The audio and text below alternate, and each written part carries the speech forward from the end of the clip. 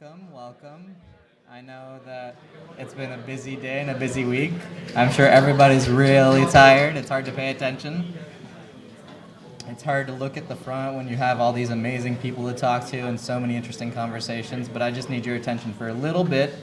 And then honestly, I'm going to step back and you guys are going to be talking to each other anyway, but just louder and on the mic, hopefully.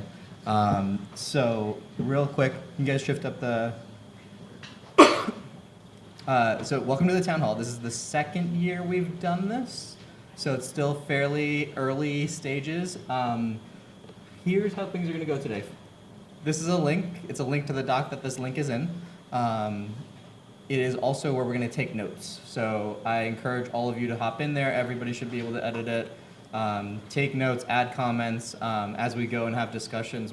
I want to collect as much of this as we can because it's awesome that we're all here and we're talking and we're in person, but the community is bigger than the people that are here, and I want to be able to share the conversations we had here with them as well. So this will hopefully give them an insight into what's happening here. We will also be recording, so when you want to ask a question, you're like, I'm already loud, I don't need a microphone. It's not for you. It's for the person a month from now who wants to listen to this, who wants to know what you said. So try to make sure one of these is in your hand before you talk. Yeah? All right. And so this is linking you, and don't click that bit.ly link to the town hall notes. That's just the same as the QR code. The Ask Questions Here link below that should take you to the Event Mobi page for the town hall. You'll see a Q&A section there, and that Q&A section is going to look a little bit like this with a bunch of questions there, and you can add new questions in that Q&A section. And that is how we're going to sort of figure out what to talk about. We're going to run this, it's called lean coffee style, so basically it means that I'm going to cut people off a lot, mostly. We're going to try to have a conversation for about 15 minutes per topic. After that, we'll see if we want to talk more about it. The goal is that we will not find all the answers in the room today. The goal is to have conversations here and to sort of expand upon our ideas and iterate a little bit and figure out who else you need to talk to later. So the people who responded to your questions or the people who chimed in, those are the people you want to make sure you have contact info for so that you can get talking to them later in the discourse forums on Slack, etc. So we won't get all the answers today, but we will at least start the conversations. We'll figure out where we have commonalities, and hopefully that'll enable us to have more continued shared effort in the future. I think that's all I have for now. Does anybody have any questions before we get started? These don't have to be recorded because these are logistics questions for how we're going to run this. Yeah. Okay. Yeah, so I think hop over to the Q&A, ask questions, vote on questions. What I'm going to do is pull out my handy timer. And I'm going to give you guys 3 minutes to just look at stuff and not feel rushed. And then we'll start with the things at the top of the list and go from there.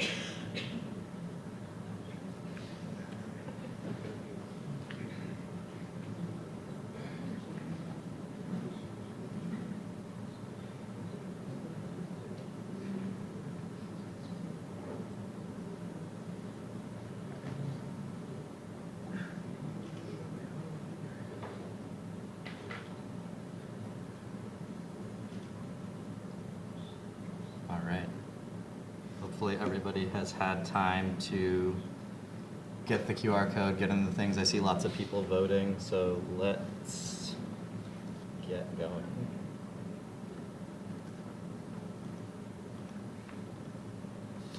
All right. So, to start us off, how can we make documentation substantially better?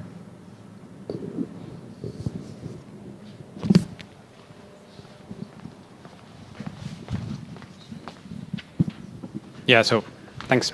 On that topic, I'd like to share the one experiment we did during the Aspects project, and that is when we were writing even the funded contribution SOW, we put a space there for just documentation effort, and that was, and then we had to follow through. So we had a person in the team that was not a developer. It was someone who actually likes to write, and her job was to go get the developers and tell them sort of like, explain this to me so that I can explain this to everyone else. And then the feedback I've had so far from the people that looked at the Aspect documentation is that it's a lot better than other efforts of documentation that we've had. So I would invite everyone to have documentation in mind from the moment you're structuring whatever product that you're doing, even so far as to say documentation-driven development. Write the docs first, we'll discuss on that, and when the documentation is right, then we go build that thing. I concur with what Felipe said. I think that documentation should be a priority for any project that begins. I just want to stress kind of how important I see it as being. We have, a marketing group. We have, several other outreach initiatives. I don't know if anyone's measured this, but I cannot imagine what the effect of someone who is considering Open edX, and they say, what is this Open edX platform? And they go to the Open edX documentation, and they look at how to build an Open edX course, and they click on one thing and they see a blank page. I think that's got to be very damaging to the brand, to the reputation. So it's extremely, extremely important. For those of you who were there last year, one of the things that came out of last year's conference was the Educators Working Group. And one of the goals of the Educators Working Group was to contribute back, and documentation looked like a good place for that to happen. It's been a year, and we haven't gotten there yet. There's still documentation is a little bit more work than what was originally expected. But what we need to do, and what I am very happy to stand up and commit to doing as part of this community, is to figure out the system by which we can migrate the documents that we do have, organize those documents in a coherent way, and then build a system so that we don't get to a place where documentation needs this kind of Herculean effort to bring it to a standard place. And so, the way that we build, you have the BTR group, for example, that for every release they run through these test cases. I think that a similar thing should be built for documentation. We have a system to make sure that, hey, what we have is good. When we do these upgrades, our documentation comes with it. There were 24 people who voted on this one. Can I see 24 hands who voted for this one? Yeah. Someone take a picture. Good. All right. Mental note that you will all be hearing from someone about helping out with the documentation shortly. Yeah, I think that's a really good point. I think the difference between sort of incremental improvements, which I think I know Jenna and Product Working Group has started integrating with the definition of work for new work, and the work that's happening to sort of recollect all of our old documentation and make it so that we are using our new techniques and our new sort of frameworks for making docs easier to find for all of the old docs, which are extremely verbose and extremely complex, is a lot of work. And so we need to figure out what we're going to do there. Yeah, Eden, go for it. Yes, I like your proposal, John, about having an organized approach to this. There could be an opportunity for creating a separate documentation working group. So if any of you here are interested in creating one, I think that would be a great starting point to start tackling these efforts. I think part of the point that Felipe made was that documentation, in my opinion, shouldn't be written by programmers. We can do technical detailed stuff, but user documentation, we're not necessarily the best people for that. And somebody who actually knows how to write, actually knows how to provide that information is better suited. It is a specialist role. I think related to that point, I think if we think about the end users being students and teachers, documentation is actually not very useful for them. They're not going to go search for documentation. I think this community, their instinct is let me go look up the documentation to find how to do this.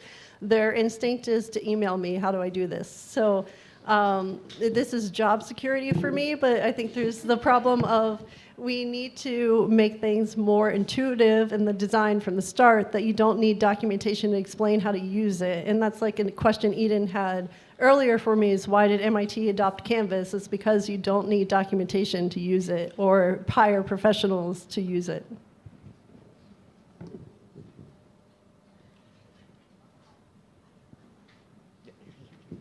Go for it, Pedro. Yeah, Yeah. I just wanted to confirm this. That's our life experience.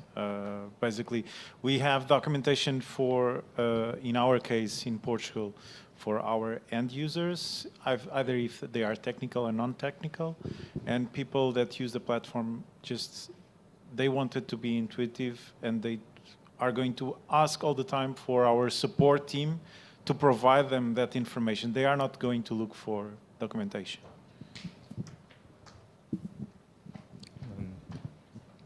Go for it, Yeah, Marco, and then. I would just echo that I think that we need to be better about connecting with people who have adopted the platform and the first 3-6 months of their journey and pain. Because those last 2 points, like for a lot of us, we are well past that point, and we accept that we have to configure things in JSON and write HTML and all these other things that are maddeningly not the way the world works anymore for a lot of things. So yeah, just something we should fix. Right. I just wanted to say, just around the documentation, is we also need to just factor in the audience. So from my perspective as a developer and designer for content, most front-end users, your teachers and students, are going on YouTube looking for videos. They're not looking for words to read to capture functionality that you want to apply on the platform. So maybe we might want to pivot that approach around, okay, how do we create video content that is accessible, doesn't have to have a talking head, just instructions of how to quickly configure something, put that up on the Open edX website, YouTube channel, and that becomes the resource that we can move and migrate with. Yeah, and this is an approach that we've experimented with a little bit, of just like the idea of multimodal documentation, because I know like I am in the minority when I like to read things on the docs page, but a lot of people like videos and short form, and we want to be accessible to anyone who wants to adopt the platform, not just clones of me. And so I think it's very important to think about how we can make documentation. One of the, I think, hurdles that we come up against when we do this, right, is that it is often much faster for video to become out of date than it is for written documentation to become out of date, just because the user interfaces are changing more often than necessarily the words are around them. And so making sure that we've sort of thought about that is one of the things I struggle with, in terms of like how often do we need to keep reinvesting in video for it to be stable and reliable and useful. Which is not to say to not do it, but to like it's one of these things that I would love to hear ideas about other ways that we could be thinking about reliably making that content. I do want to quickly add that we do have an Open edX YouTube channel, and Regis just created an excellent how-to video for us, how to deploy Open edX using Tutor.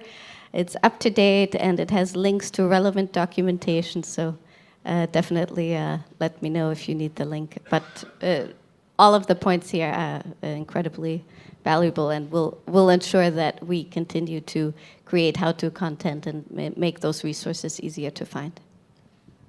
But I think to Eden's point earlier, I think documentation, beyond the conversation, I think it's also about now pretty much doing it. So having a committed working group kind of completely makes sense to me, so that we can talk and discuss and figure out what's the best way, but also actually commit to working on it. So that's probably one of the ways to moving forward. But I'm not sure if in this forum, if there's anybody who is not looking to, not, having a documentation, and it's a user base for the end users, and also it's for the technical. I know internally from my team perspective, we do struggle from the lack of technical documentation from implementation standpoint. So there's a user side of it, and I think there's the other side of it. So Right. All right. That's 10 minutes. Isn't that fast? I'm just going to do a visual show of hands. Who wants to keep talking about this? All right. All right.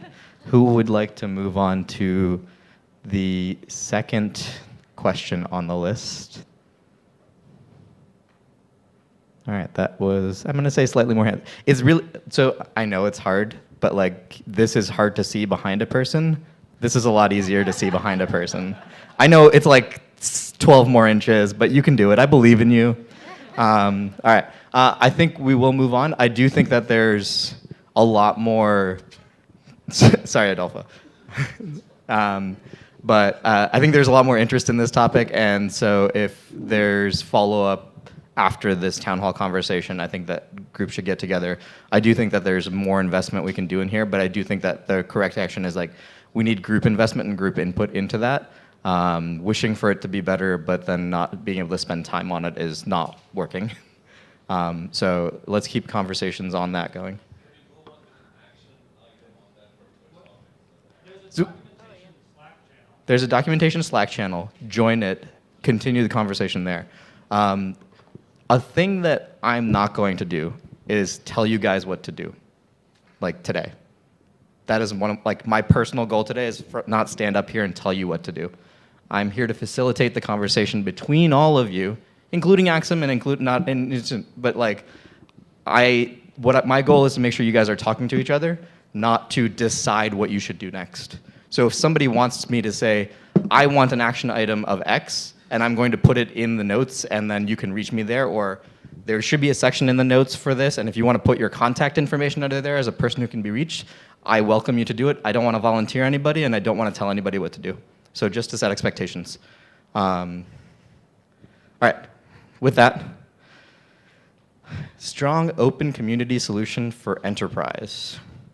And I think this is an interesting one because there is currently an enterprise system that's integrated into the Open edX system, and I know that there's difficulties around it. So I'm curious to hear more about what people think. And we had some conversations at the office hours earlier. So yeah, what are people thinking in this space? What do we think is the next step here?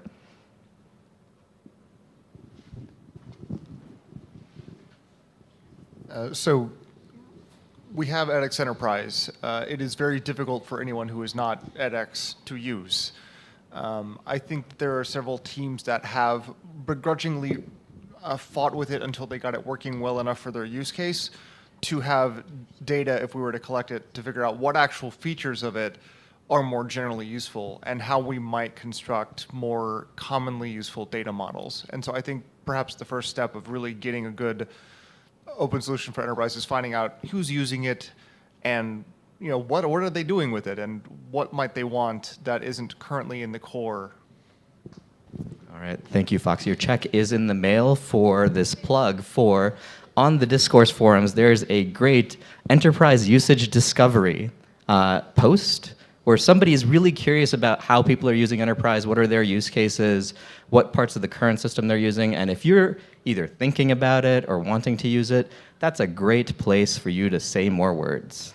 I was going once again to reinforce that idea of putting their use cases, because in Portugal we do have some use cases there, and we are one of the entities that are quite interested in having an enterprise solution. So put those use cases there so we could at least understand what's the mainstream, and then added features that needed to be solved for any institution that will be solved later. But to have a main idea and that a quick solution until the next year, I would say that would be great to have. And then we got one in the back there, and then, yeah. So one thing that I realized while working with the enterprise stack is that the kind of the word enterprise throws a lot of people off of what the feature set is. People think enterprise, oh, that's a multi-billion-dollar company that's supposed to be using this. It's not for me. I would really like want to reframe it a little bit, even if we like create a new plugin and we call it, I don't know, enterprise collaboration, sorry, external organization or something like that, it's totally fine. The point of enterprise stack as it currently stands is to establish partnership with other organizations. Either it could be via like, providing interface for learners to learn and curated experience of pathways of courses to learn and things like that. But it is not necessarily like, a company with a big organization which needs to come and integrate and do a bunch of things like LXP or this and that.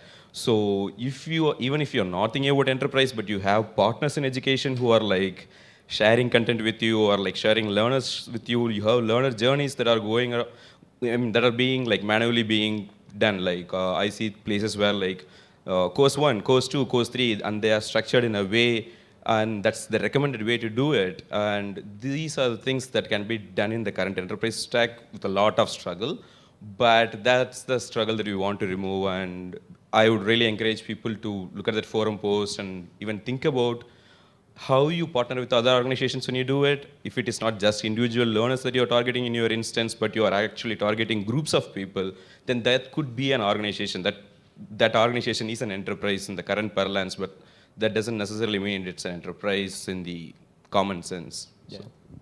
Yeah, I think thinking about how we can, what are the different models of interactions that we want to support, and what are the different ways that people need to interact with learning, is really important. And yeah, it's not just an enterprise, it's just any collection of subsets of the entire community. We want to capture those things. And I think we have, yeah, right here. Yeah, I think the enterprise falls in a category that is like other features also, that when we started to make it work, we realized that the whole enterprise as a feature is actually half implemented in OpenEdX, and the other half is somewhere else, most probably in to-use Drupal site or somewhere else. That is not part of the platform, that is not open source. But the danger here is when our customers see enterprise somewhere in the documentation, in the Django admin site, they say, oh, it's great, it supports enterprise. Same for programs, same for discovery, same for, there are a number of features that the same happen, and they say, okay, make it work for me, and how do I explain that? Okay, but it's not really the whole, you will have to build a whole lot of development for that. So I think the discussion goes beyond enterprise, but what are we going to do with these features that are half implemented in OpenEdX and the other somewhere else? Yeah, that makes sense. Yeah, Felipe? Yeah, so I probably would say this for anything that we want to do as a community, but especially for enterprise. We are probably never going to be in agreement of what exactly enterprise is. So whatever we come up with has to be absolutely extension, like extension points should be at the core of it. And it has to be like, yes, a strong solution for enterprise, but probably a slim solution that just lets you extend your use cases in a bunch of different ways. Right, and I think that's like one of the values of collecting these use cases is it helps us build what that centralized shared core is, and then you can build your own systems to meet your needs on top of it easily and in a way that works for you. Yeah, I think that's a great point. That's maintainable. And it's maintainable, yeah. Did you prepare?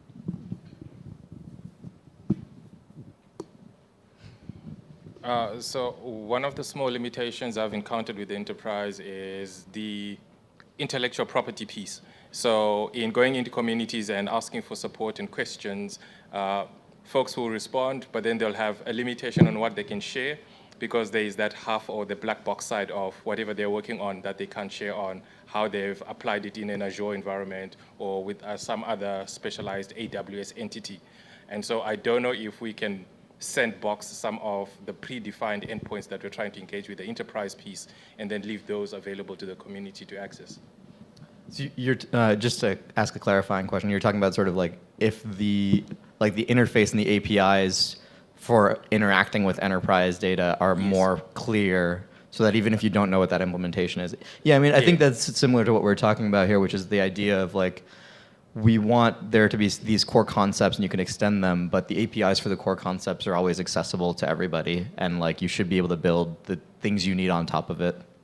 And figuring out what should stay in the core is quite hard, and that's where I think we definitely need to sort of get an understanding. And that's the more we communicate up front, the less we have to end up with somebody who's like, oh, I can't do the thing I want to do with this, but if I had like spoken up a little bit earlier, we could have just added it in, and it would have been easier to think about the right model.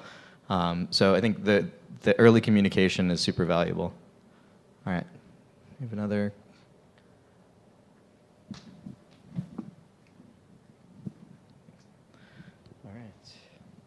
Cool. All right.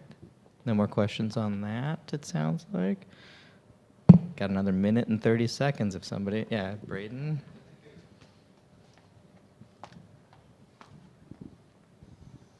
Well, one thing I noticed at this conference is I learned there's a lot more people using Enterprise than who responded on Neil's thread asking who's using Enterprise. So I just want to emphasize the next action. If you use Enterprise or you want to use Enterprise, or you're interested at all, please go onto that thread that's in the notes here on Discourse and post what you want. Thank you. Yeah. Hey, Kyle. Sorry.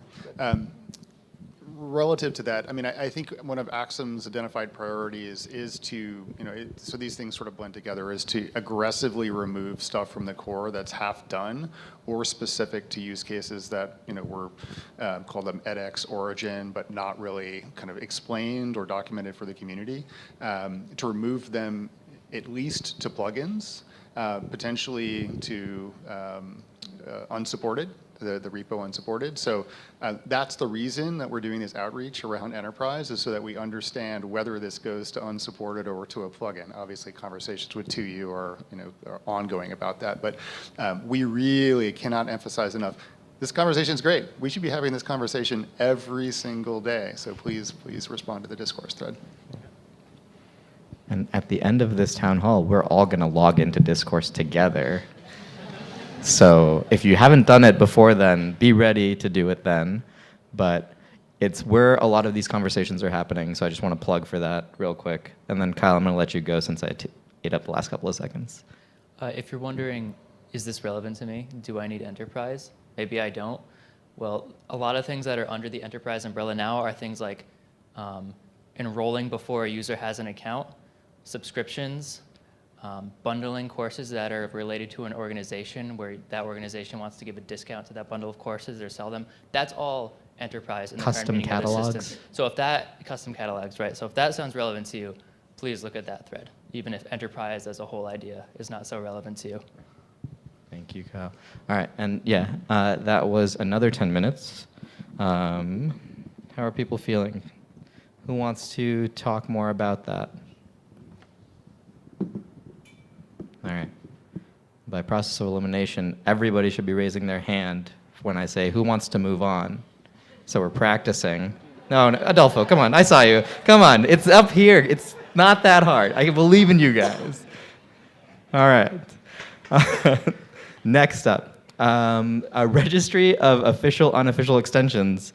Bonus, add extended product definitions as per OEP 57. So being able to have a centralized registry, I'm getting you all mixed up now, Felipe, and I've been talking to the two of you too long.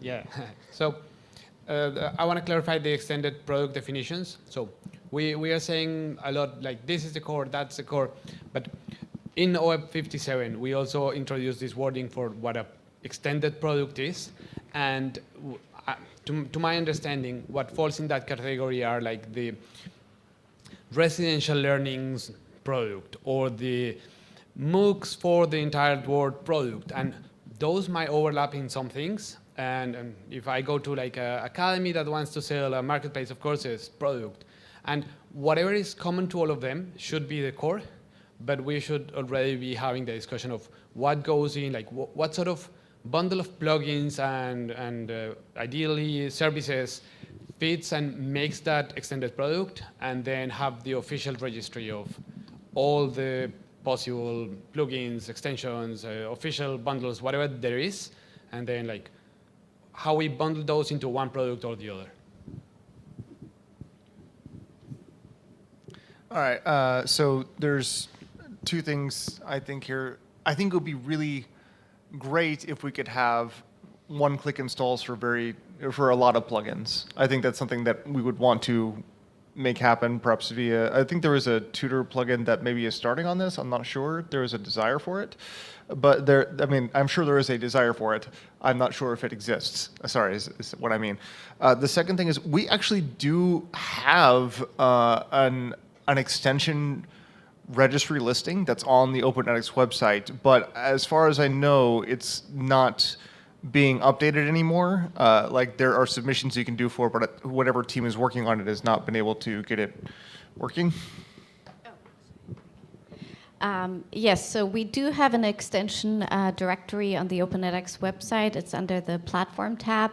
It currently only includes back-end extensions, no front-end extensions, and no applications that can be built on top of the back-end extensions, such as Django applications. I am currently solutioning around this with Raccoon Gang to create a new marketplace and perhaps create an index between GitHub and WordPress to improve this process, because as Fox mentioned, EduNext is currently managing the collection of extensions for us on their website, and we cannot rely on a single source to update the extensions for us. That's just not a good solution long term. So we should have a new solution for this hopefully in the next 6 months or so, but we are actively working on that.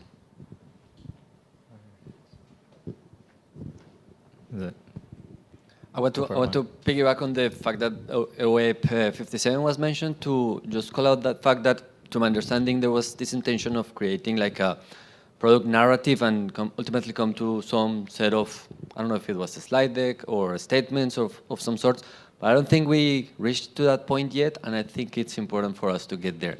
And that would be very informative for this kind of catalog to provide the context of what we mean when we say core product or extended product or official extensions or things like that. So whatever it's needed from our end that we can help continue those efforts, we'll be happy to do that. Braden? Yeah, we were talking about the same thing at lunch the other day, so I wanted to bring up a couple of points that came up. One was that Tutor already has a plugins list functionality, and so Regis was encouraging us to consider building on that or thinking about how that would play a role in this. The second thing was what I've seen is if we can somehow dog food this so that most people are installing extensions through this mechanism, I think it would be a lot easier to keep it up to date. Whereas if most developers and operators just install directly off GitHub or have their own configuration or something and never use the extensions directory, it will get out of date much more easily. And I think that's what we've seen every time this has been tried in the past.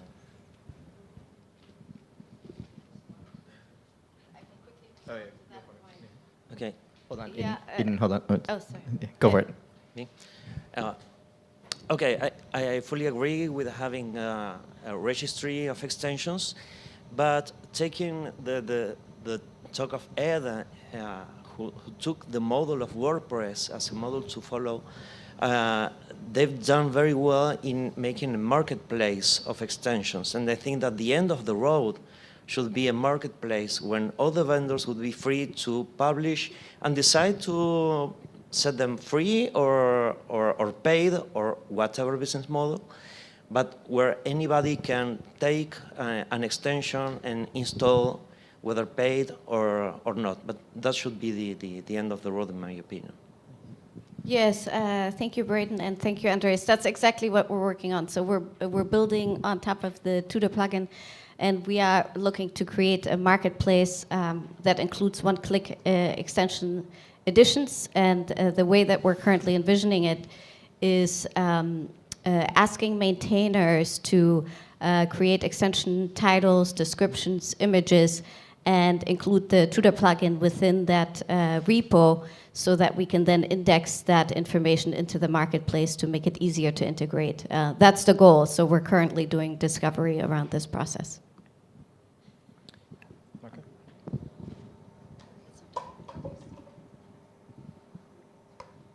Okay. So that sounds great, first of all, because that, I think, covered a bunch of other comments and things that people were saying, which is great. I just wanted to call out that, like, it is helpful to think about what surface areas are end customer facing, whether they're educator or site operator, that we're not doing. So, like, this being a marketplace that people can publish to on the OpenEdX site is great. I also still think there's areas like XBlock installation and visibility that are way more educator facing that also hurt us by not making them more obviously visible. I'm sure there's other examples of places and things like feature flags that are on or off. That's also a really tough thing to understand. And so, you know, I don't know if that marketplace is meant to cover all those things, but if it isn't, we should try and figure out solutions for these smaller other things for feature flags and XBlocks. In the interests of dog fooding, as Braden said, I know this isn't sufficient, but like a starting point is when people open PRs and they're developing these things, include instructions on how to turn on the extension so that even people who aren't doing your review necessarily, but other people can read up how to do those things, and it'll be a good practice run for your installation instructions. Yeah, I have a question where we can find more information about the project. Thank you. Good question. So Glib from Raccoon Gang is currently working on a proposal. Once that written proposal is done, he will be posting it on the forums on discuss.openedx.org for everyone in the community to provide feedback. So hopefully the proposal will come out in the next couple of weeks, but he is actively working on that. Okay. Yeah, I think a thing that Marco called out made me think of this idea of like, I think we often easily fall into the trap of like for operators to turn on and off things. And I think there's this other layer of like, for the educators to turn things on and off. And honestly, for like somebody who's like, I just want to spin it up and see what it can do. What buttons can I twiddle? Or can I just like, more in the WordPress style, like check a radio button and get this feature and start configuring it, which I think we're on the technical side slightly further away from and should be thinking about, like, if we are moving towards this model, what kind of investments we need to do to make that happen. Braden. Just following up on what Marco said, I don't know if this is part of the product plan or not, but if someone wants to turn the advanced XBlocks list in the course settings into a checkboxes instead of a JSON array, I think that would be a very simple, easy contribution. Yeah. There was a product proposal thing and a discourse post posted last night about that, so feedback, please. Because, yeah, trying to find small increments in this, because I know the directory is a big thing we need to shoot for, but yeah. And that address is discuss.openedx.org. Discuss.openedx.org. Yeah. Yeah. All right. Other thoughts, other comments? Let me make sure. Oh, you guys got 1 minute. You guys are like hitting 9 minutes just consistently. All right, I think we can move on unless anybody has any closing thoughts. All right, next, what do we got? LTS, long-term support for releases, e.g. Nutmeg to Redwood. Yeah, that's a great question. I'm curious to hear more about like LTS making it easier to like have instructions for install, LTS for security. What are the pieces that people are excited about?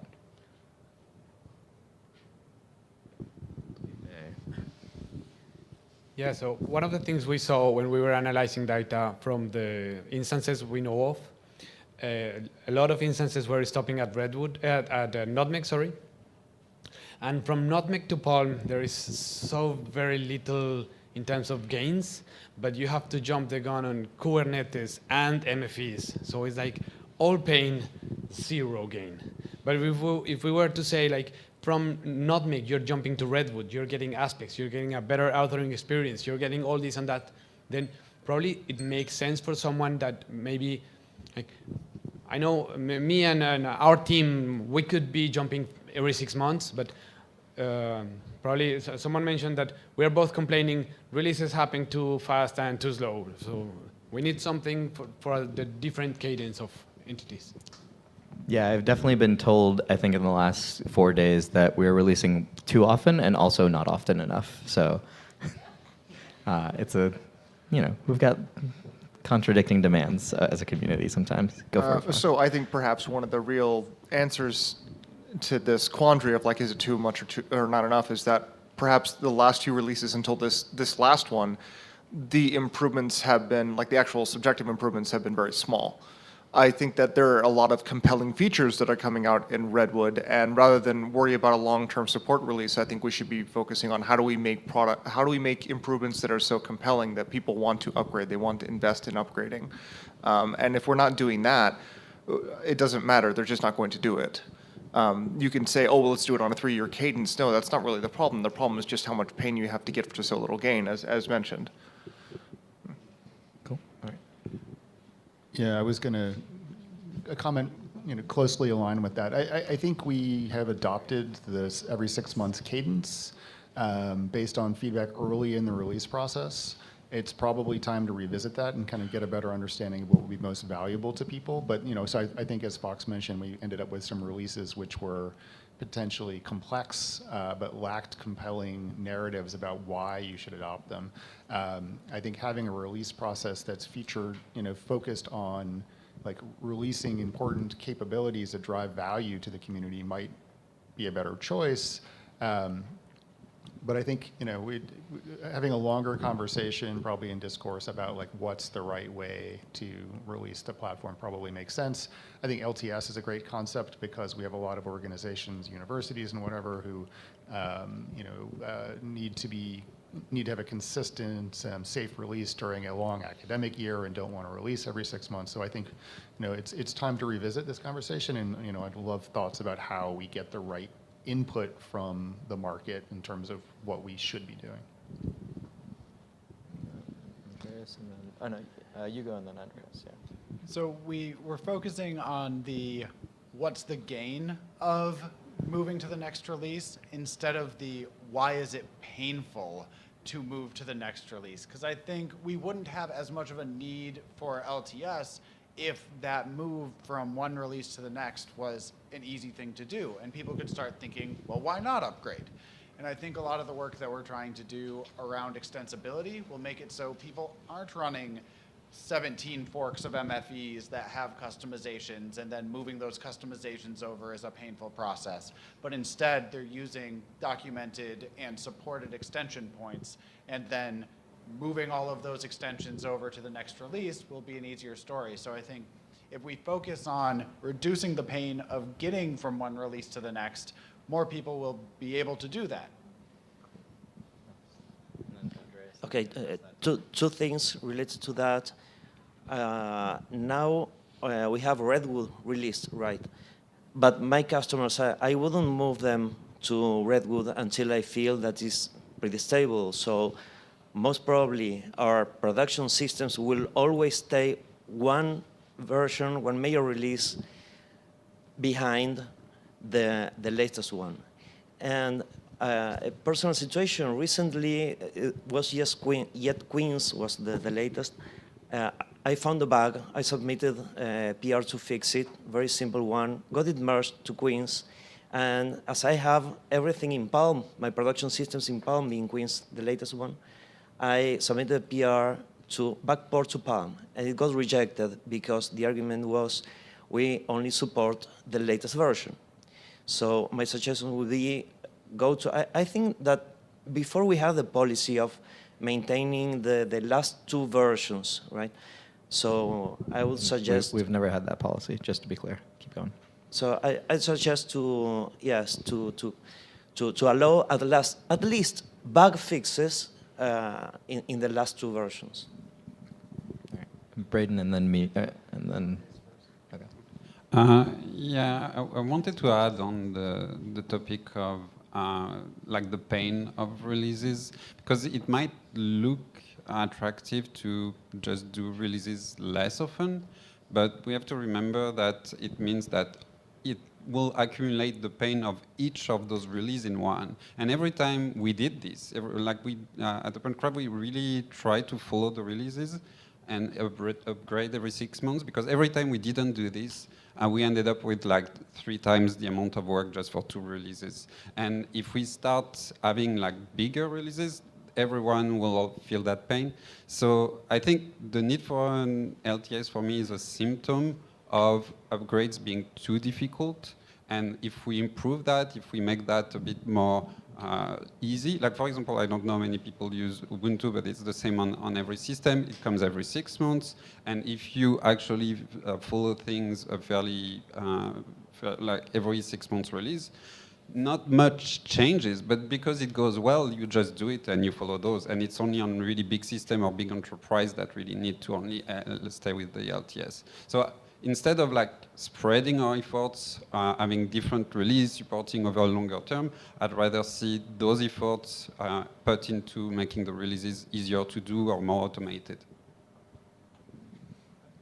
So, yeah, so first of all, I think an LTS is a good idea for now, or at least it acknowledges the reality that a lot of people, probably the majority, are running an old version of OpenEdX, and we're not supporting it. So I think that's a problem that we haven't really addressed properly.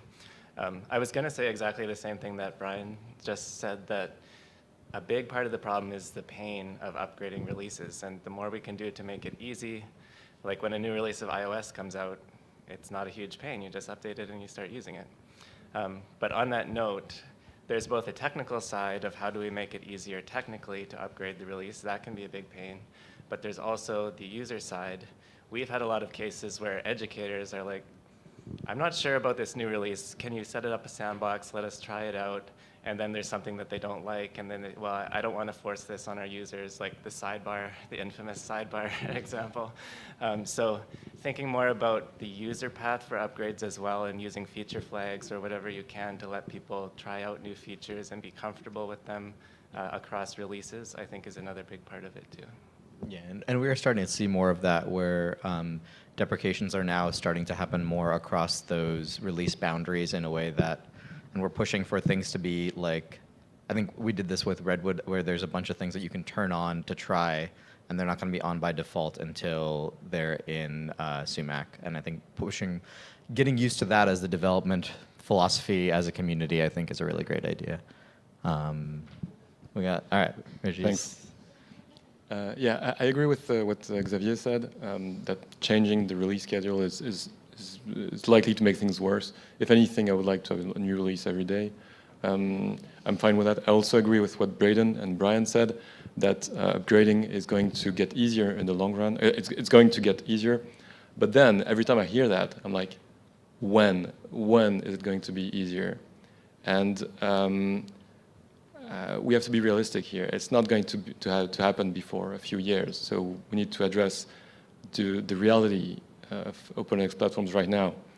And what we have, so what is an LTS? It is a release that includes components that are supported for a long time.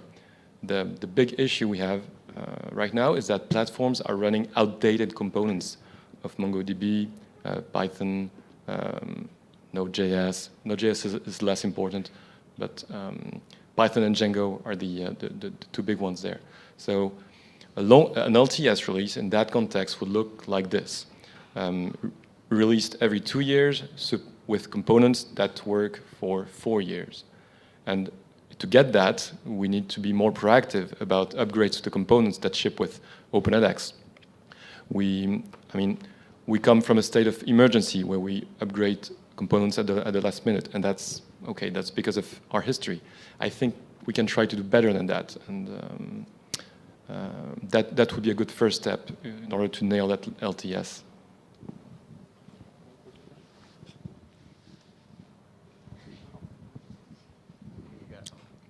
Can I just as a quick perspective on our side, at least, on this question regarding upgradability and long-term support.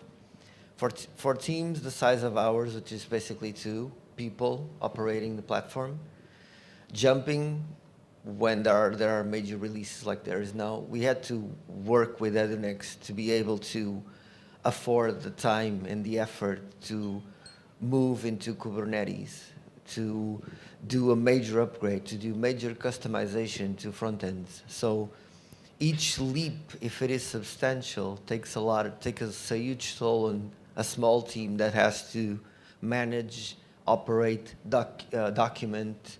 So just imagine that now we are jumping from Nutmeg to Redwood, and now we have to replace all the images in our documentation. You have to update everything to make it compatible with the newest release. So it takes even incremental updates. I don't think that replacing or switching from 6 months to 8 months will do any difference. It's like somebody said, I think it was Braden, simplifying the process and keeping our own documentation up to date might help us, because we just redirect to the official documentation and we don't have to do the extra effort to have it working. So it's like we all said, I think it's small steps is the right way to do things, and we have to be together more often to discuss these things and to be able to collaborate more. All right. That was 10 minutes, but I think, do we want to keep talking about this a bit more? Okay. Nice. And any people want to move on? All right. There's less of you this time. All right. We're going to do 5 more minutes. So Adolfo and Eden, I think. I just want to note that LTSs are awesome. I love LTSs. I run Ubuntu 22.04 still, and I'm waiting for 24.04.1 to upgrade. And I think they're awesome. However, they're expensive to maintain and create. And right now we're struggling with maintaining even master on most repositories. So think about that. When you have an LTS, it's not just a single person, it's just not just Axim, we'll maintain an LTS for 2 years. We have to farm out that work to the maintainers of the repositories, right? So now we're asking people to maintain master, the latest release, and LTS. So the point is, if you want to maintain a repository, join the maintenance working group, because that's something else that we're missing resources on, right? So, yeah. And I didn't even pay him to say that. Yes, so I just wanted to say that I agree with Andres. So from what I'm hearing, most institutions generally run one release behind until they can ensure that the latest release runs stable. So I think it does make sense to ensure that we support at least the last 2 releases. And we heard yesterday, too, a big concern is regression. So as many of you may know, we have a customer sandbox on the Open edX website. We're launching a new version of that in which customers can test the Open edX platform prior to configuration. And the new sandbox will be running on the latest release, Redwood. However, the hosting provider that will be launching it is running into issues currently with Redwood, which is delaying the launch of the customer sandbox. So, and they have to ensure that it's stable first prior to launching. So I think, to your point, Andres, supporting the last 2 releases makes sense. All right. I just wanted to speak to the difficulty that he was having with updating documentation for new releases. If you can possibly participate in the release process, it would be wonderful if you could upstream your documentation so that the community can help maintain it as well. And I don't know if I know it's hard to think ahead and try to anticipate the release rather than having to just knee-jerk react, but it might help, and it might be a more efficient use of your time. Cool. Thank you, Jill. All right.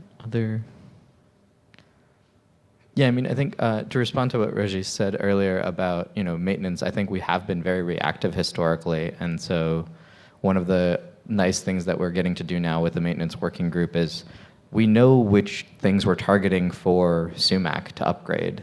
And I want to get to the point where we're like, okay, we know the schedules for Python and Ruby and all of these things. Let's just plan on having them as a part of a release ahead of time. And then we're actually good for 4 years instead of just like, well, we're going to wait till it's an absolute problem, and then we're going to hope that we can just do it in time. That sort of rush, I think, has been a historic habit that we're trying to break away from. But as Adolfo said, we still don't have maintainers for all of the repos, so there's like a bunch of heroics happening to make that happen. And getting to the point where we can get things maintainable is going to be really important. Go for it, Felipe.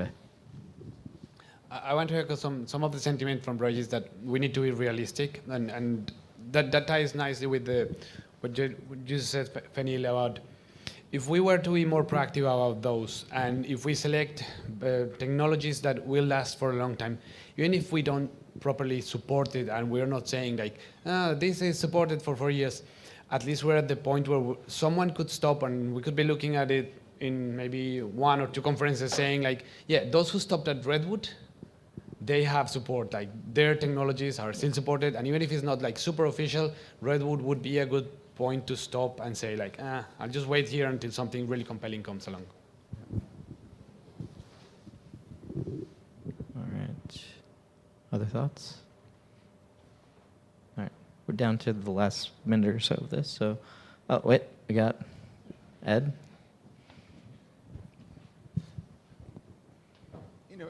As I look across the deprecations that we have that are close or kind of scheduled for the next release, I think there are some really, really big ticket items that could really make a difference in terms of the complexity of the platform generally, which we'll talk about in a minute, but also in terms of the difficulty of releasing and input into like how we get those things done in I call it a humane way, in a way that doesn't break backward compatibility would be super useful, but also getting support to help get those things over the line would be huge.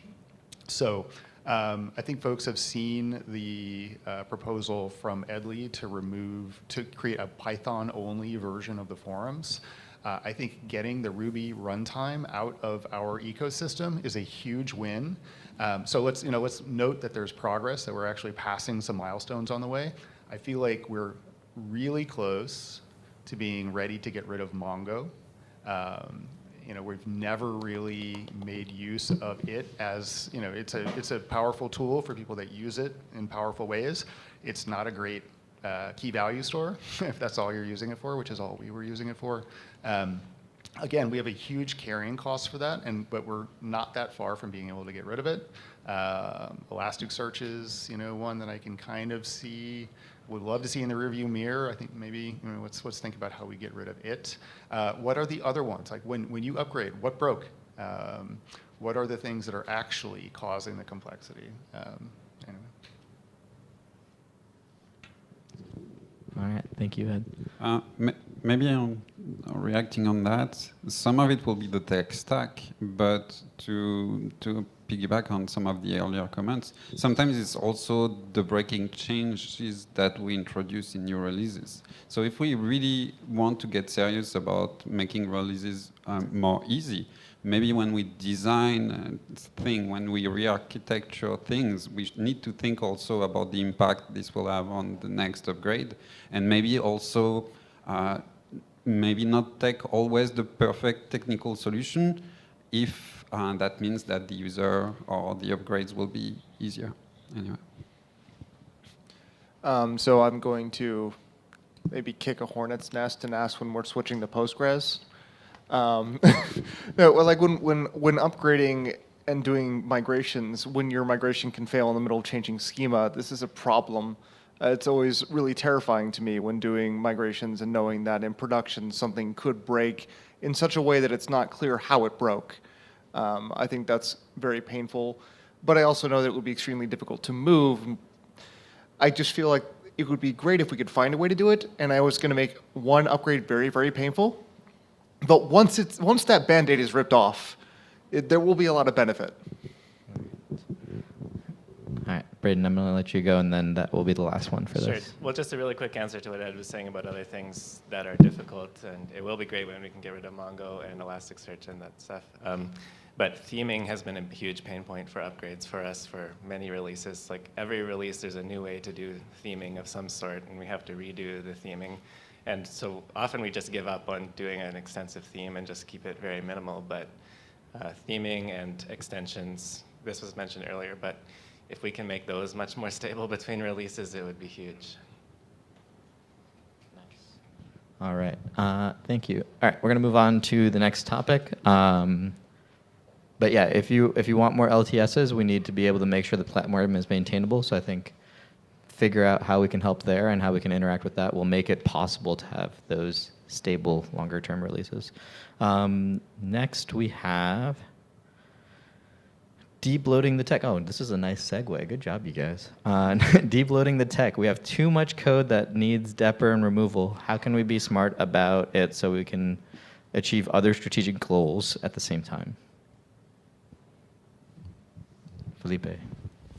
Yeah, I'll throw a strategic goal for deep loading, like put everything behind extensions, or not everything, but put enough of it behind stable extensions.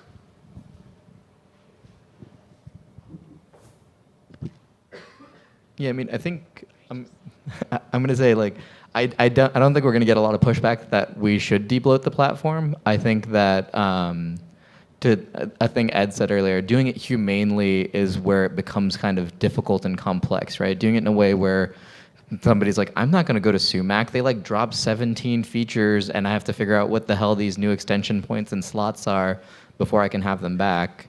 That's, how can we do that so we can sort of make it so that it's not scary to see, like, in sumac, we're just like, we don't have 17 features that you really love. Yeah. I just wanted to react to Felipe's comment.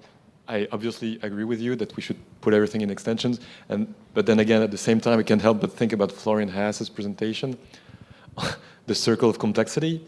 So we extract complexity out of the core and move it in plugin. That just means shifting complexity to someone else.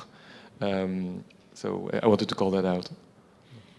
So I was actually thinking, for these major things we might be deprecating, I think it might be useful to have like an advisory script, something that checks your instance for things you are very likely using that are gone, and then can give you instruction on what your next steps are for them. I think that would be especially important for some of these deprecated items because it's not going to be clear what you should do next otherwise. That's a great idea, yeah. We got Adolfo and then... Reacting to Regis, pushing complexity out to somebody else is actually good in our case, and specifically Axum's case, as ultimate maintainers or herders, whatever you want to call it. The best example I can give is when we upgraded Google Analytics from 3 to 4, and this is something Axum did because it's in the code, it's in the core, we implicitly support it, right? And it was going away, but we don't use it. We don't have a production instance. We don't use Google Analytics. So if we push it out to somebody that does as a plugin, then it can be better maintained. Right? So. Go for it, Omar. Yeah, so if we want to remove, let's say, 15, like 20 features, like right now, and drop them from sumac, one good way like to do that and like keep people, let's say, not catch them like in a surprise is that basically we put a bloat repo, like as opposed to edX unsupported or OpenEdX unsupported, and that bloat repo, let's say, for example, like the e-commerce, it could live. I think like the e-commerce can survive for a couple of releases so far, but it won't have any new features. So if someone really depending on, let's say, this edX sysadmin or like this like SAP SuccessFactors or these things, like you can totally install this app. It'll work, but you'll get 0 features out of it. And if you really want it, you can like chip in for support. And yeah, like that's basically what the way you were using like e-commerce on a specific project. We want 0 new features. We just want payment, and that's it. I think Ed's going to say what I want to say, so I'm going to let him say it. Yeah, I mean, there were a couple people who we knew were using e-commerce. We asked folks for willingness to help maintain it many times over the course of a year, 18 months, and no one was willing to kind of step forward and take on that mantle. We have to, Axum has limited resources like all of you do. We're going to have to make some difficult decisions at some point. And I think this is kind of an accounting trick. Like, oh, it doesn't go to unsupported. It goes into this other mode where it's not getting updated. But 30% of the effort is upgrading dependencies and upgrading Python, responding to issues. It's not, it doesn't go down to zero cost just because we treat it differently. I'll add to that I think there are things that can fall away like that, but e-commerce is actually a great example of this other thing, which is that e-commerce is actually spread between the e-commerce repositories, and there are concepts in the edX platform core repository that talk to those things. Removing that aspect is actually much more complex because it's a lot more integrated into our core systems. And that's actually where the value comes from, is if we could get rid of e-commerce from edX platform, then all of a sudden the way we reorganize the platform to make these other things easier becomes more possible. We can build the new APIs without needing to worry about supporting the old APIs. And is that the stuff that's sort of intermingled is, I think, the complexity that we want to think about. I'm going to let Ed respond and then... Yeah, just one additional thought. When we were carefully considering the way that e-commerce could or should be deprecated, the other thing we did was fund work to provide the reference implementation for a arm's length commerce option via WooCommerce. We wanted to make sure that there were options. We didn't think that using the existing e-commerce application was a good idea for anyone. We felt like if people adopted it further, that would have been bad. Realize people who are existing users, there's migration pain, and we can't solve for that. We won't deny that exists, but we did try to make sure that there was a clear alternative for people who needed to sell courses to be sustainable at the same time that deprecation happened. Yeah, and I think we're looking, if you were at Mafer's talk yesterday, we're looking for more input and feedback on what kind of features you should, like similar to the enterprise situation. If you want features in your e-commerce systems, or imagine you want to sell things, there's definitely a bunch of feedback to provide there. Yeah, about e-commerce, please try this new feature, this new alternative, and join the conversation in the commerce Slack channel and in discuss if you want. But we really need feedback from the community to really finish the deprecation of the e-commerce. Thank you. All right, go for it. So one of the things that was mentioned was humanely deprecating things, right? The idea that we don't want to just take things away and then all of a sudden somebody didn't know that the thing that they needed is gone and now they're just left high and dry. Earlier, something came up about how changes are being made where by default, you will have this new thing that's now an option, and then after a release, it can move to being the default. I think something similar with stuff that's getting deprecated, where at first we move it out to an extension, we have that extension installed and enabled by default, and then after a release, we can move to say, okay, most people aren't using this, let's no longer have this by default. Hopefully over the course of that release, people that care about it will be able to step in and become maintainers of what would be no longer part of some larger repo, but its own standalone repo. And it could kind of make that maintenance and transition story a little bit better. All right, Felipe?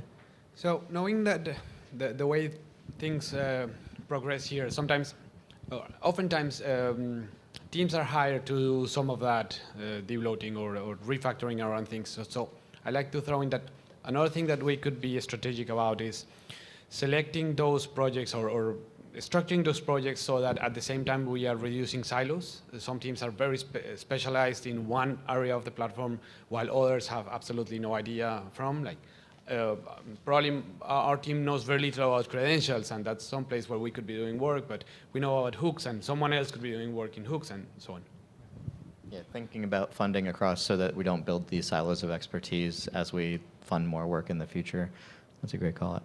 And I told you should have sat on the couch up here, and we could have just left you with a mic. I haven't talked that much. This topic is very, very dear to my heart, though. Yeah. So around Depper, I think that's one of the places where we have kind of a really well developed and pretty robust process. So if I could encourage anyone who isn't already doing that in this room to make sure that you're following messages in the Depper channel and following the deprecation tickets that get created so that you'll have some awareness and can provide us feedback about what impact, if any, this would have on you, that would be super valuable. Brian mentions a really good idea, take a feature, extract it, put it into a plugin. That is a path that we expect to walk down many, many times over the next couple of years. However, I don't want to walk down that path for something that nobody wants. So when we're putting up Depper tickets, if we don't hear from you that you want this, we're inevitably, and we'll have no other choice but to come to the conclusion that nobody wants it. And we're not going to do the work to move something into a plugin if nobody wants it. I think someone earlier, I think it was maybe you, Fox, mentioned that we could have some kind of warning when things are being deprecated. And I mean, the simple fact that, for example, we didn't know how many people were using Enterprise, like if even among us we are not able to always follow the deprecation, imagine people who just like are not really part of the community and just like use the platform. So maybe we should reuse some of the practices around that. So like, for example, the warnings that Django has a few releases before. Maybe in the release note, there is some messaging around deprecation, but maybe something bigger, developing ways of reaching operators of other instances who don't watch the blog or the forum. These kind of things I think would be actually useful across the project, but they might also bring more feedback. In a similar vein, but in the other direction, relatively new to the community, so I don't know if it does exist, but feature usage analytics, maybe in a federated way, in opt-in, so people could opt in to saying, I'd like to know what's happening, and I'd like you to know what's happening, so I'm going to opt in, and if my feature is being used, people will know how much it's being used, and that might provide that visibility. Yeah, I think we do have some baseline tooling in that space, but we could be sort of doing feature analysis of those. For those of you who are operating OpenEdX instances, another plug, you should send us reports of what your OpenEdX instances are doing. There's a checkbox in your admin that you can check and send us things. If you don't know more about it, talk to Felipe. He'll help you. But we are looking for that data so that we can make better decisions, and we'd love to hear about ways we can collect more data there. I think there's the balance between curiosity and privacy is a tricky one there, because we're one of the few open source platforms out there. So I think the more privacy minded people are interested in using it, but we also want to make your life better. Is there documentation and a discussion post about that, Felipe? There's lots. Survey report is the keywords, and Felipe is going to put a link to that in the docs that we've been linking to here. So, or he'll make Braden do it, but we'll see. I just wanted to say I've never heard that we even had this feature. I think we could really use that data, but I think the thing we need to think about, of course, as you mentioned, is the data privacy. If I were to make a suggestion, I would say, you know how we have tutor upgrades, right, and the tutor installation. I think it would be good if during the setup process, when it's asking you questions, it says, would you like to submit, anonymous telemetry data, and have the default be yes, but make sure it's explicitly asking you so you can say no. The thing we never want to do is make it to where it is hidden on, and you've been setting things that will unleash a torrent of ire and rage that we will never see the end of. So let's not do that. Let's make sure that there is an explicit consent, but we can make the default yes, which I think most people will be like, yeah, whatever, and hit enter and then keep going. Yeah, and I think it does do that. Thanks. It sounds like it does do that. Oh, it does do that. I still haven't seen it. That's all. Oh. But the plugin is not installed by default. So if we could, it's in tutor full. So if you're installing tutor full, then you can have it. But if you're not installing tutor full, then that plugin is not installed by default. And now there's some chat behind the scenes happening with Felipe and all right. Does anybody else have things to say? Because me with a microphone is a dangerous game.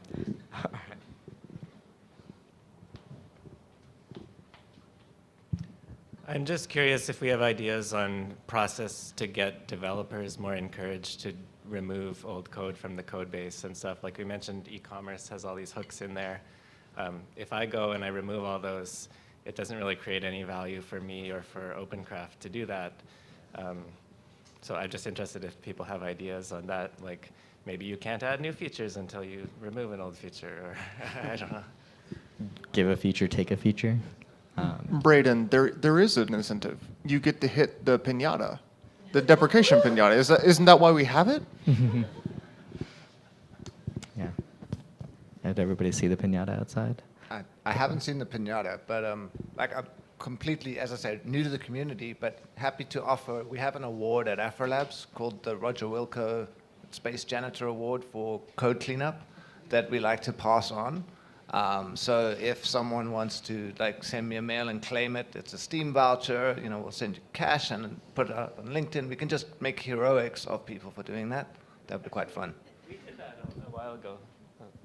That reminds me, we did do that a while ago with on the forum, right? We have some forums badges for cleanup. Yeah, that was good. Okay, so it sounds like maybe some more games and fun among the developers, some Chivos. We could do that. Yeah, Chivos are free. I was just going to add another thing. This could fit in any conversation, but I'll take the opportunity now. Better commit messages and links in your PRs to the feature that you're adding. I know we're moving away from to use hidden, locked out tickets, but please, nobody else do that. Yeah. Someone does read those PRs, even if it's not the reviewer. Yeah. Yeah, commit messages are great. If you need help to write better commit messages, come talk to me. I'm sure there's other people who will volunteer help as well. If you're not sure what to say, and get somebody else to look at it and be like, hey, I don't know what to say here. What would be helpful to you? You know, usually we review the code, so you can ask the reviewer to look at the commit messages. All right. We actually, I forgot to turn the timer on. Nobody told me. So we've been talking about this for a while. Why don't we, does anybody want to keep talking about this? All right, cool. Sorry about that. That's my bad. I'll get better next time. Discussing ideas and initiatives to attract and grow platform maintenance contributors and make the community elephant-proof. Lots of anteaters, not big elephants, you know? Tiny trunks.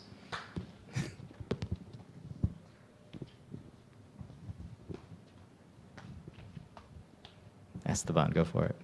Thank you. So the idea here is to just open the conversation for this. So there are different scenarios that we foresee, right?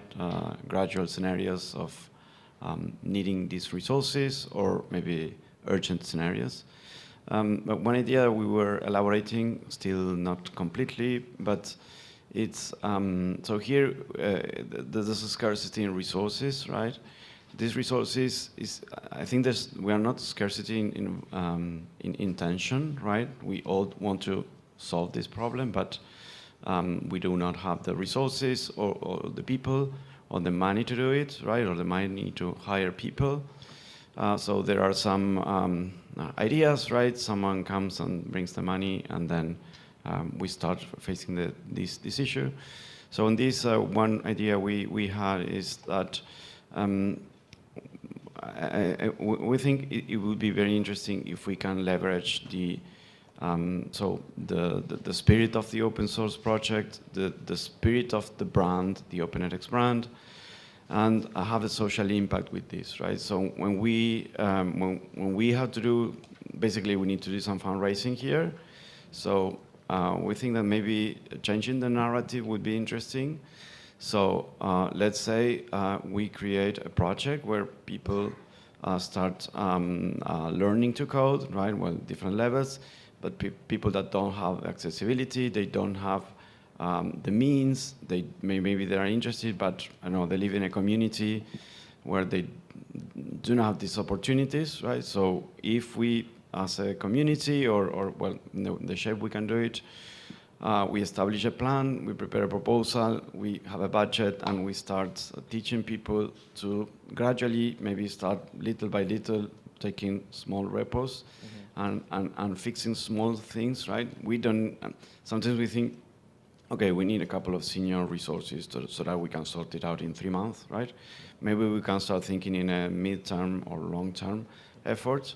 And again, changing the narrative, of course, we will need to do some fundraising, but if I personally go to somebody, ask for money for this, it is very difficult. I'm not saying it's impossible, but if we use the community efforts and the OpenEdX brand and the OpenEdX connections, I think that would be a good starting point. And again, changing a little bit the mindset and the expectations, right?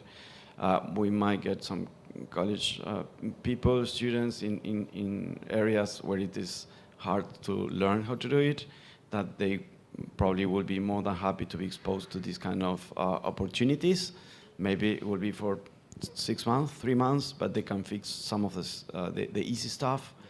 And again, having a social impact and making just learning, teaching to people to jumping this path, the technical path. And again, it's not the same as saying I need two engineers, that I need fund to teach young people to get into this track and help us with these endeavors. Yeah, it's a great suggestion, and I think the underlying problem of like, how do we know we need maintainers, and it's not a lack of desire, but like we still need to solve this problem. Fox, you want to go ahead? Yes, there's two things. The first is I feel like there needs to be a little bit more context here for someone who's not fully familiar with the maintenance part. So it's my understanding that we have the core contributors that are able to work on particular repositories, and they already get a lot of advantage in how the repository moves because they are core contributors to that repository. It's not always clear what the additional incentive is to take on the full maintenance mantle, and I think that is a key to solving the problem. The second part is we have way too many repositories. We just have way too many repositories. And I know we've talked about, oh, is there a way to kind of combine some of the front-end repositories? I think there is. I mean, we talk about, oh, is it going to be complex? We're going to have too many things at once. We already have edX platform. edX platform has so many different segments inside of it that people are in charge of, and we can do a similar thing. We can have a little bit of honor system that you're not going to jump to an MFE you're not a core contributor on and merge something you shouldn't just because you have repository access. So I don't think it's really that crazy to bundle some of the MFEs together, maybe stage some of their requirements together, and reduce the overall repository maintenance need.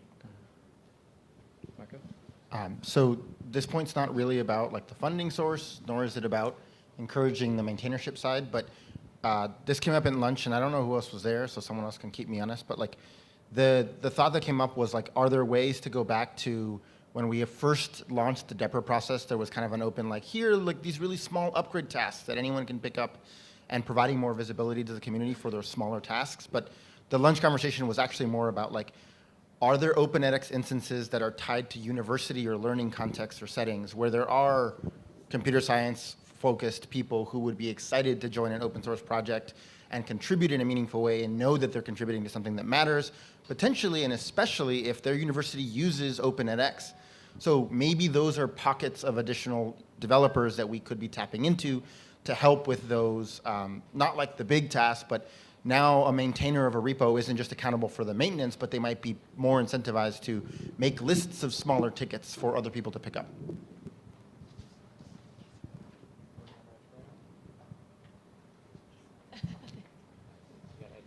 Let me just quickly react to Fox's statement. Look up OEP65. We're going to simplify the front end, so there are going to be fewer repositories, but it's not a monorepo. So we'll still have many MFEs. And part of my point is, part of Regis's point is, we're just moving code around. Having less repos doesn't mean it's less complex, right? So we'll still need maintainers. So, yeah. Thank you. Marco, it was called the Incremental Improvement Project, INCR. Yes, it was great. I used to onboard people using that, and I miss it. Yeah, I know I can like make that list, but I'd love to know what kind of onboarding, like say, growing companies are using. So that's a good way. For example, OpenCraft, edX, my company is much smaller than yours, and I'd love to know how are you onboarding people, because that's the last point, like the one before the last is actually, I mean, you can onboard people to your company or to the community in the relatively same way. Yeah. All right, David. Actually, Eden, go ahead, and then David.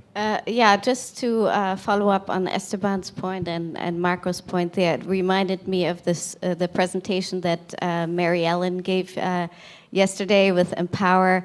Empower is an organization based out of Atlanta that teaches 10th and 11th graders how to code, and they're covering Python.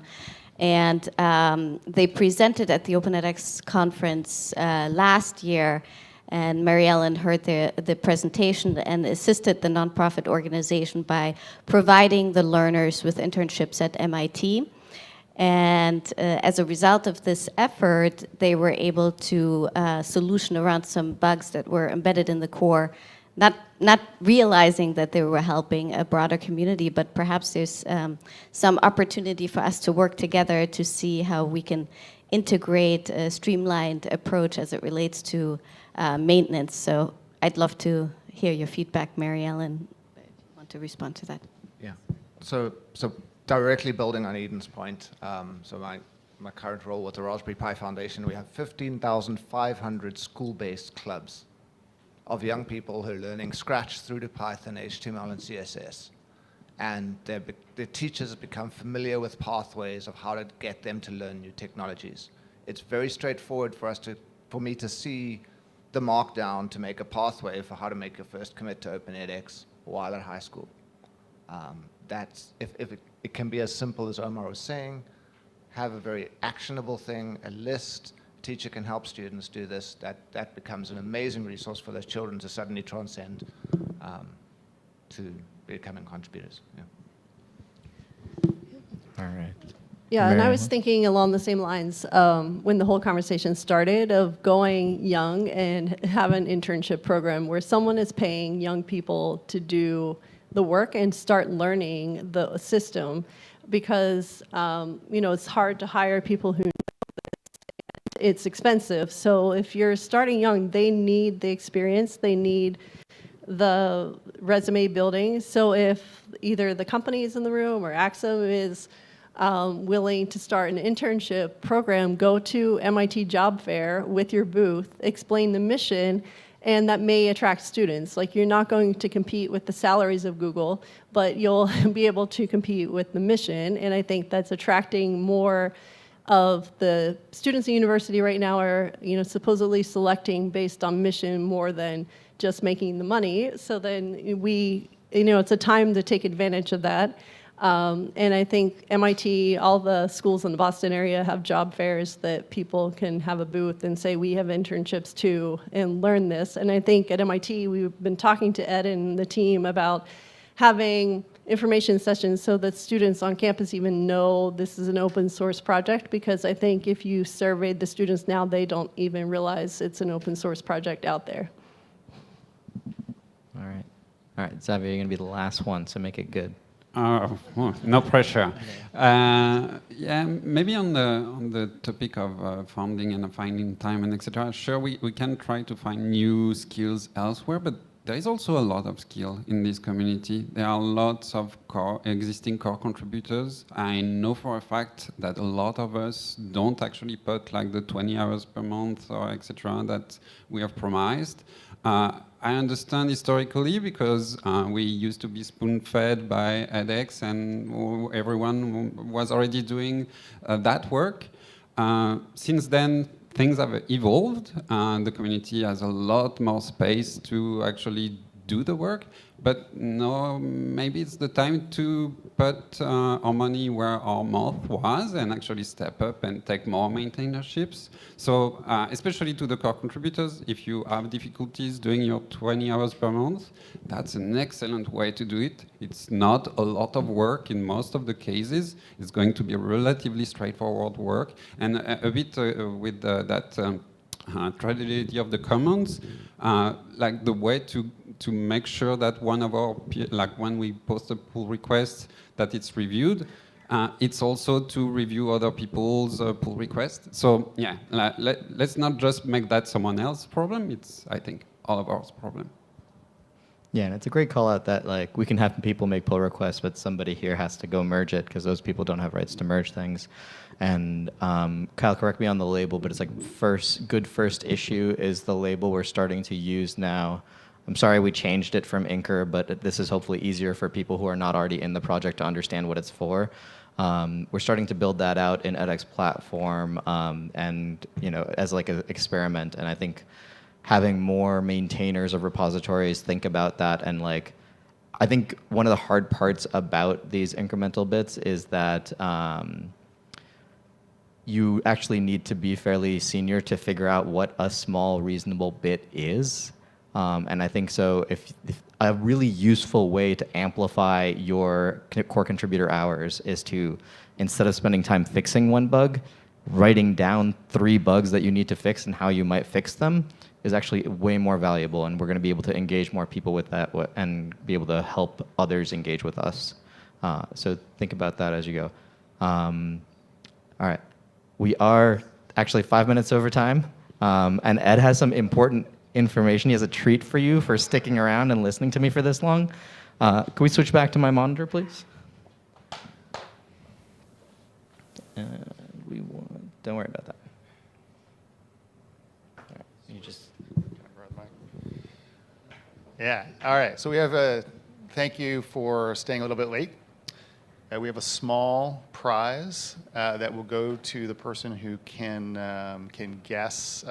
This prize is sponsored by Chris Capizzola of MIT, so thank you, Chris. A small prize.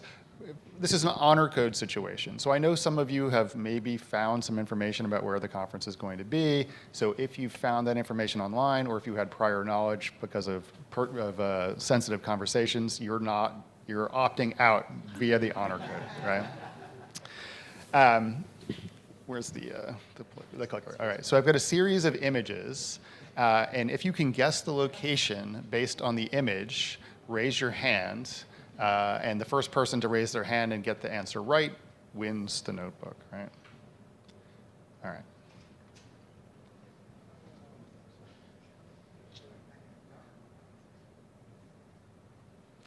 Yeah. The next one's going to be easy enough that I probably won't have to go to the third image. But let's. Oh no, it won't. It won't. All right. All right. So no guesses. None. There's no penalty for a wrong answer. John. No. Umar. No. That would be great. Maybe some future conference will happen. Write these down. Great. Is there anybody here from Montevideo? Oh, look at that. Wow. Well, all right. Good. I happen to know that. Yeah. It's been a conversation. All right. Next image. Oh wait. Stelio. No. Chelsea, did you have your hand up? No. Oh, okay. You're pointing at Stelio. All right. Omar. No. All right. Fox. Oh, it's got to be, well, it's probably got to be more specific than that. All right. Next one.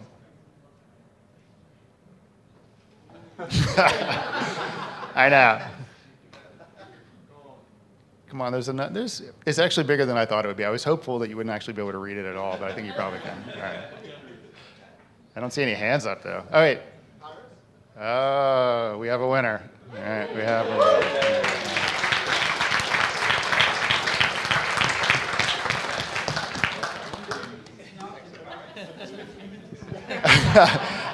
Okay.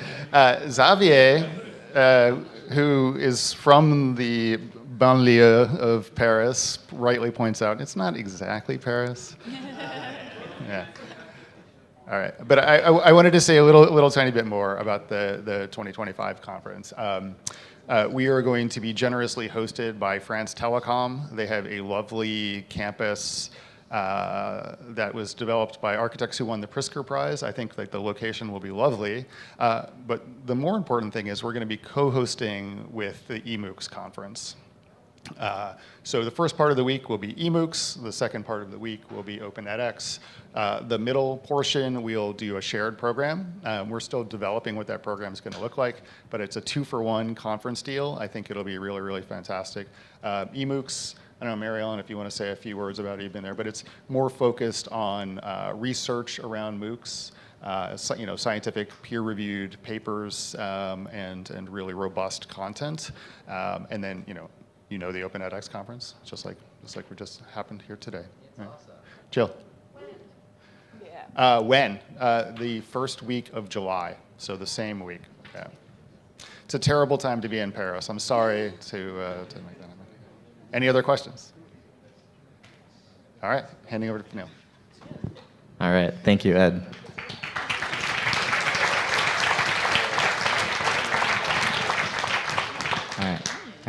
All right, everybody get your pictures, get your posting. Next, we're gonna go downstairs out back to the tent and to do our end of the conference celebration. Talking to a bunch of people, I realized not everybody knows why there's a piñata outside. And so I thought it would be good to do a little history before we go out there. I'll be fast. But years and years ago, we had a piece of the platform that was extremely painful to use, not like today. And so, but part of the complexity of getting rid of it was there was the technical issues of getting rid of it, and there was a lot of sort of the social issues of trying to get rid of it, convincing all the right people, communicating with all the right people, working with all the right people to actually get it out of there. And somebody made a bet with me. He said, you just need to give up on this. It is impossible. I bet you cannot do it. And if you can do it, I will buy you a piñata that you can smash in celebration. And when people tell me I can't do things, the first thing I do is that thing. So I spent the next couple months, and so many people jumped in and helped on this, and we managed to communicate with all of edX's partners that were impacted. We managed to communicate with all the engineers and figure out what the next steps were. We got the XML module store, for those of you who remember it, out of the platform so that we weren't using it for edX.org.